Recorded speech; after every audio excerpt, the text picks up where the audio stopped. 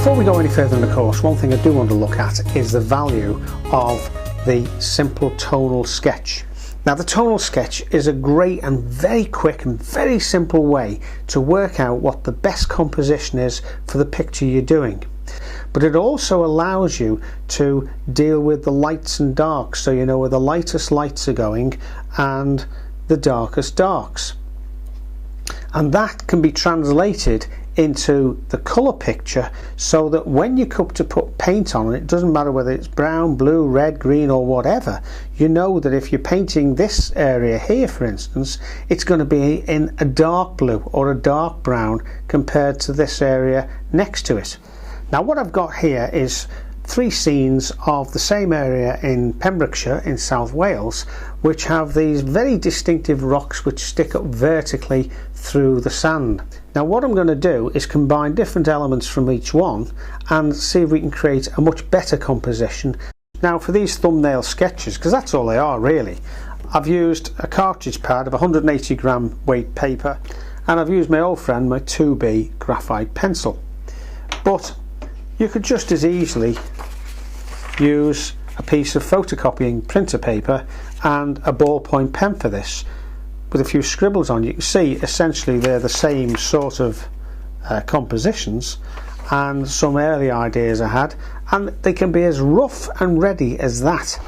But for this exercise I've done a little bit more detail, and let's go through each one individually and see how I came to the final decision. Right, well, this first one I looked at, I actually quite liked when I did it. It was based more on this area of this picture, where the right hand side had these very distinctive angular rocks jutting out of the sand, and I changed it around slightly. I had some of the rounder rocks. I was going to put some seaweed or whatever in the foreground, and in the distance here you can see we had the sea and the distant headland. The only problem I had with that is that I felt that the composition started to push the eye out of the picture with the angle of the rocks. Right, now the next photograph I tried was an adaptation of this one, where I had the angular rocks in the foreground here, some angular rocks in the centre, the cliff running away, similar sort of rocks going into the sea, and again the distant headland. But overall I just felt that that was a little bit lacking in interest, so I moved on. Now, for this composition I came to this photograph here, and you can see there's this little family group with the dogs that are having a nice stroll along the beach, and you have the large rock, the angular rocks here sticking out the beach in the foreground and framed by the cliffs and the headland in the background. But I felt that there was something a little bit lacking here in interest that perhaps needed to balance the picture somewhat. Now, what I've done is brought some of these angled rocks in here using this large photo as a reference and turned them round so they're pointing inwards to the picture. If we go back to the photograph, you can see this rock base here. I've reduced that quite considerably because I don't want it to be competing with this rock formation, which will be the focal point. The cliff face is still there in the headlands, but they've been pushed back by making them lighter, and I've moved the family group forward into the middle distance, so that what we have now is a focal point but then a gap here, so that after your eye is settled on the focal point, it'll be eventually drawn through this gap in the rocks and down the beach to this secondary focal point, which will be the family.